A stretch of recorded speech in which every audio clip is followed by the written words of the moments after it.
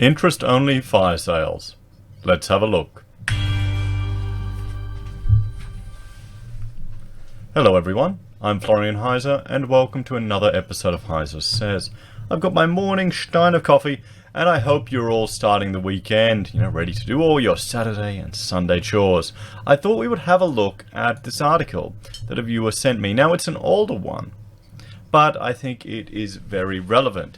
It's fears of fire sales as interest-only loans roll over into their, or reset, into their principal and interest phase, where you don't just pay the interest, you've got to pay both. Now, we discussed this recently in a previous video, and I'll just bring this over here, where there were two couples or two examples that was given. It was a piece done by 730. There was a young lady, a single mother in Ipswich, who was struggling to meet the repayments of her house because it flipped from interest only to interest in principal. And then the couple we see here, the two ex-retired police officers that had the goal of getting 30 properties. So they would get one interest only, use the capital gain to buy another, and another, and another, and another. They got up to 16.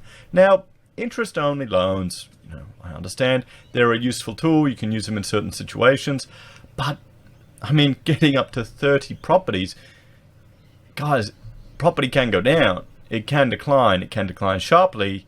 And we haven't really had a recession in Australia, a technical recession, in nearly 3 decades. So what's going to happen if it hits hard? Now, hopefully this couple have made enough profit on some of their properties so they can sell them.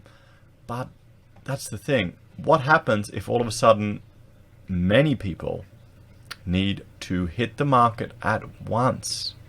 Well, we all know what happens on, crypto is a fantastic example where you get a drastic plunge. And that is the issue. In America, we've heard of where the housing recovery, a lot of people haven't actually been foreclosed on.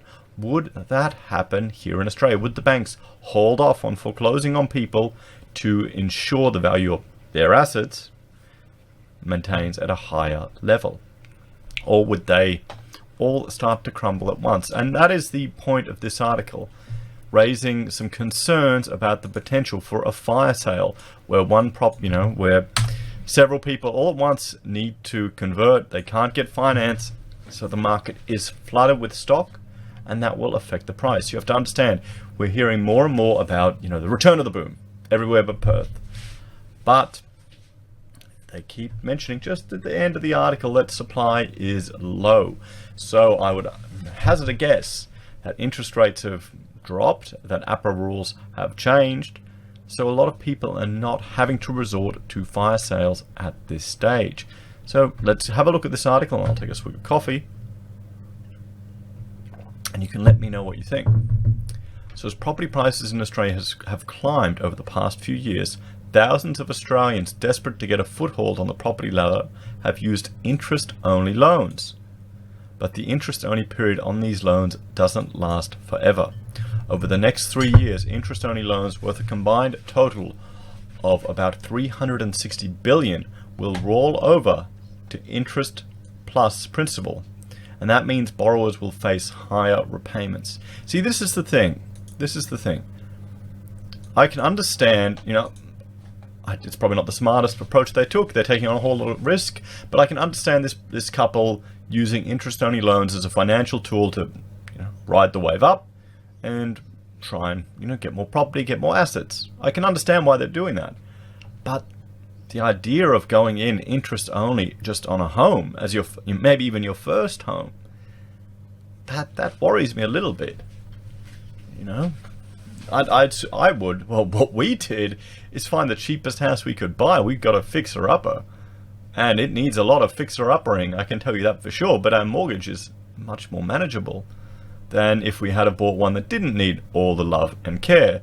And then we can just, slap a coat of paint on and replace the door, re-stump it, redo the gutters, repaint the whole house, get rid of... So yeah, we bought a real fixer-upper. But the advantage is it's less level of stress. You don't want to be in the situation here where you've used interest only to get into your first home, and then you're kind of hoping on a capital increase, or you'd want a, wage increase, or work is improving. What happens if it doesn't? This is where it can get concerning. So this kind of nightmare scenario is where a lot of people need to sell at once. And that's when you see a kind of fire sale mentality and could see very significant downward pressure on prices, says Professor Richard Holden from the University of New South Wales Business School. That puts the banks under stress and their balance sheets under stress, and it could lead to significant financial instability. Now here's the thing, I would imagine the banks would do whatever they could to avoid this. It's in their best interests, even if they stretch out people a bit longer, send people to food banks, and I will link to a video here where they were sending people to food banks. Have a look at that, guys. I'm not making that up. So according to the ABS data released on Tuesday, and this is from last year, residential property prices fell 0.7% in the March quarter. Sydney recorded an annual price fall of 0.5%, the first since the March quarter of 2012. Well, there you go. Now in the future, just think back. Prices in Melbourne dropped 0.6%, the first quarter since the September quarter of 2012. And here we go, worst decision I made in my life. So they're humanising this tale. For Queensland farm manager Hugh Mackey, the switch to interest plus principal repayments may prove too much. He and his wife tried to build a retirement nest egg, buying 2 investment properties in the coal mining town of Blackwater in 2008. Oh no. Financed by almost $500,000 in interest-only loans with ANZ. Okay, well, yeah, I've worked on mines and submissions and projects all through the basin, and you don't want to be buying property in Blackwater in 2008 at interest only. Oh shit. I'm not sure I can retire at 65 the way things are going now, he said. The town's rental market has slumped, the houses have halved in value, and Mr. Mackey is struggling to meet his loan repayments. So here's a question for you. Since the banks are so good at managing risk and reducing their risk, why the hell did they do that? Finance this in Blackwater in the middle of a boom? Maybe they're not so good at managing risk. At the moment, with interest only, we're forking out, I think, approximately $30,000 a year of our own money, separate to the rental income, to not default on the loans. Oh boy. Mr. Mackey has never missed a payment so far, but this month his loans are switching over to principal plus interest. Wait a minute, that's just the interest? Shoot. For Blackwater, guys. Blackwater, I'll bring up Google Earth, and we can have a look at it so you can get an understanding of where these places are. Damn. So I imagine the switch to lower interest rates would have made a difference. Here we go. We'll go Blackwater.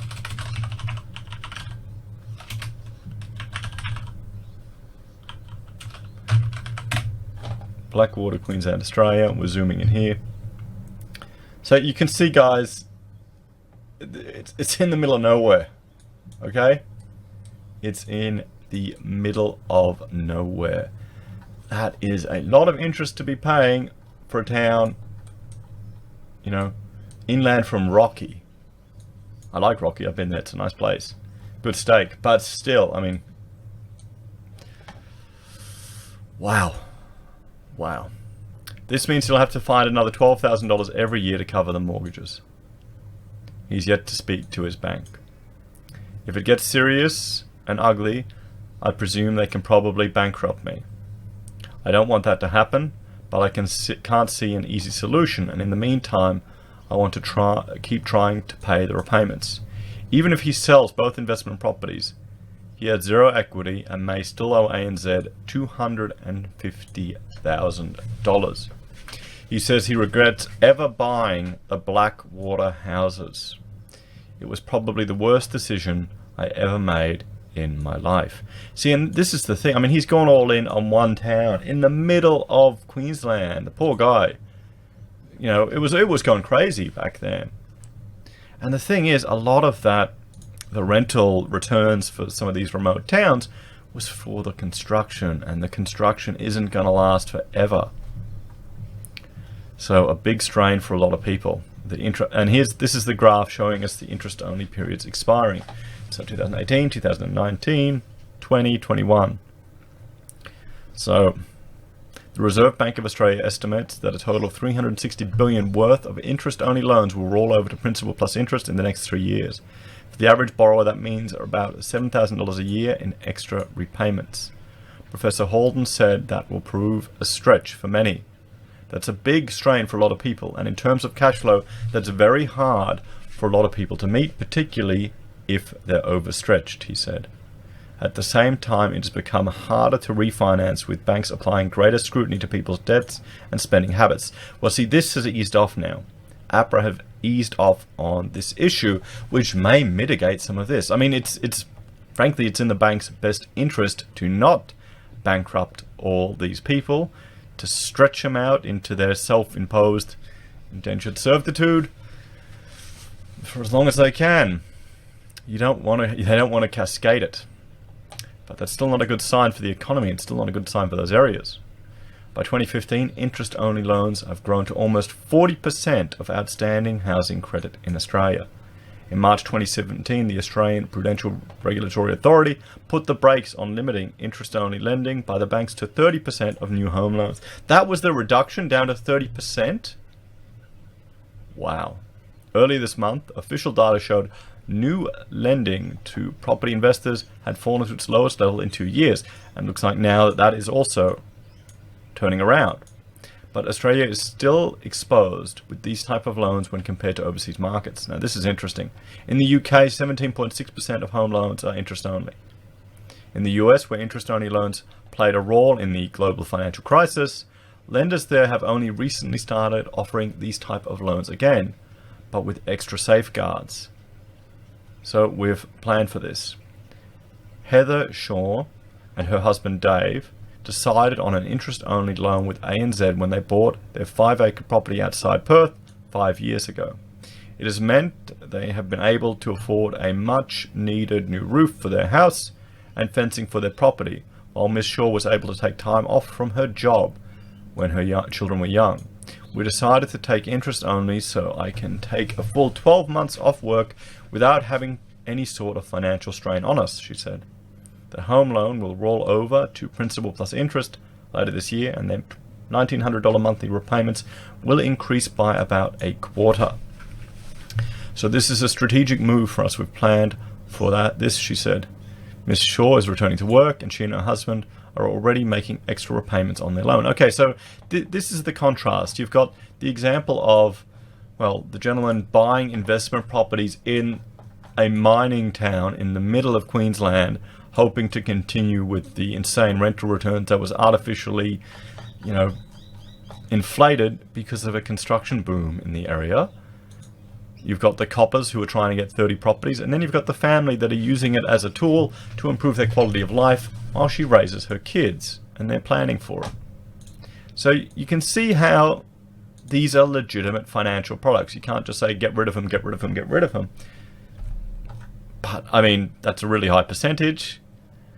And I'm surprised. I'm surprised that the bank was allowing that much investment from one person in Blackwater, of all places. I guess hindsight, 10 years later, it's a bit different. It was just crazy back then, back in the mining sector. And a few years later, we were still, working in that area. And they bought right before the GFC or right during it. There you go. Anyway, guys, let me know what you think. Do you think we will see a fire sale, or do you think the banks will do everything they can to avoid it? Do you think APRA will do everything it can to avoid it? While there are people who are going, it's all going to come crashing down, I think they have the capacity to kick the can down the road more than we realize. Much more than we realize. Unless there is a drastic shock that is going to force the bank to start calling these in. What do you think they'll do? Anyway, guys, like, share, and subscribe. If you enjoy my content and want to help me produce more, I do have a Patreon and Subscribe Star where you can make a small monthly donation. I also have affiliate links for Amazon and eBay, where I get a small kickback when you make a purchase. And every bit helps the channel and allows me to keep stock of Aldi coffee in my steins. Take care, guys, and I'll talk to you later.